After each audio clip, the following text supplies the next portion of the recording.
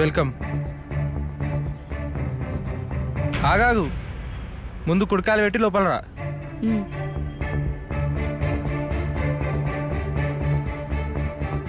ఇది మన సొంతిల్లు. సొంతిల్లా? 2 కోట్లు పెట్టి కొన్నా. 2 కోట్ల? ఇంత కంజూస్ గడివి నువ్వు ఈ ఇల్లు కొన్నావా? అవును, అక్షరాల 2 కోట్లు పెట్టి కొన్నా.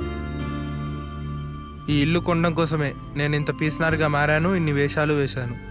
ఇంటి కోసమా? అవును, మా నాన్నగారి చివరి కోరిక. అరే బాబు ఇట్రా, చిల్లర కొట్టుకెళ్ళి చార్మినార్ సిగరెట్ ప్యాకెట్ తీసురా. చెల్లు.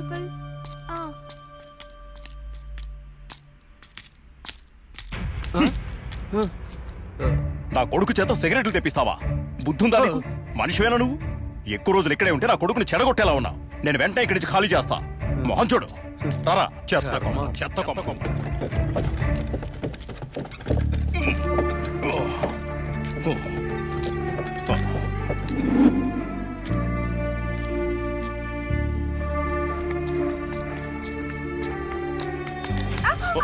రే రే రే రే, దెబ్బ తగిలిందా? పర్వాలేదు కదా? రే సుబ్బారావు,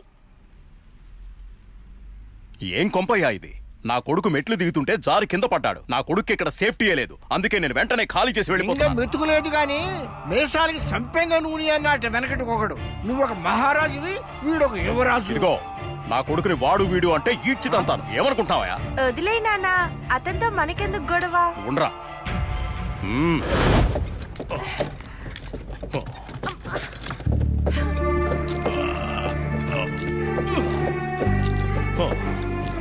నెల నెలా ఖచ్చితంగా రెంట్ కడుతున్నాం. కుంటి సాకులు చెప్పకు. నా కొడుకు అందంగా ఉన్నాడని బాత్రూంలో స్నానం చేస్తుంటే ఆడవాళ్ళందరూ తొంగి చూస్తున్నారు. మేము చూస్తూ ఊరుకోవాలా? ఏం బాత్రూమ్ కట్టావా నువ్వు? నువ్వు ఇచ్చే బాడుకి బాత్రూమ్ ఇవ్వడమే ఎక్కువ. అంతగా నీ కొడుకు మీద ప్రేమ ఉంటే సొంత ఇల్లు కట్టుకో, అందులో ఏంటి ప్యాలెసే కడతాను. నువ్వు వద్దు, నీ ఇల్లు వద్దు. పోవా ఇక్కడి నుంచి. అరే, నా ఇంట్లో ఉండి నన్ను పోమంటావేంది? రేవో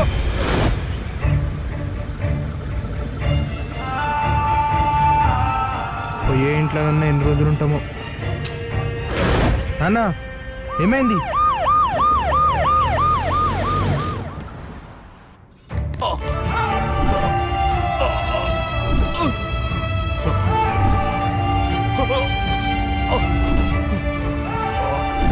sister, arrange the oxygen immediately.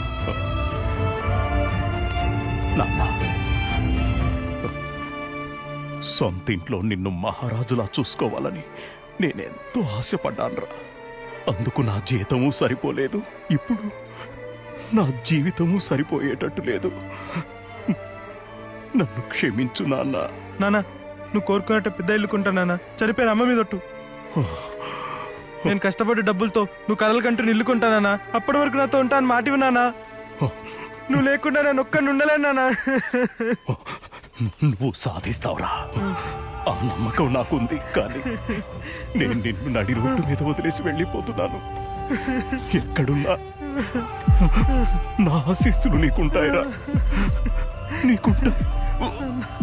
నాన్న, నాన్న, నాన్న, నాన్న, నాన్న, నాన్న.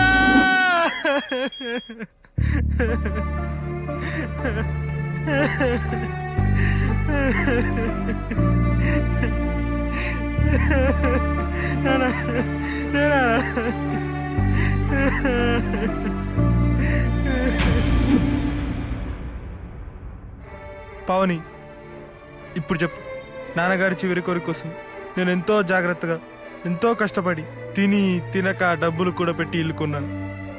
నా దృష్టిలో ఇది ఇల్లు కాదు, దేవాలయం. అందుకే డబ్బు విషయంలో అలా ప్రవర్తించాను. సారీ.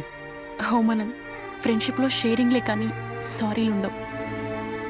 నిన్ను చూస్తుంటే నాకు చాలా గర్వంగా ఉంది.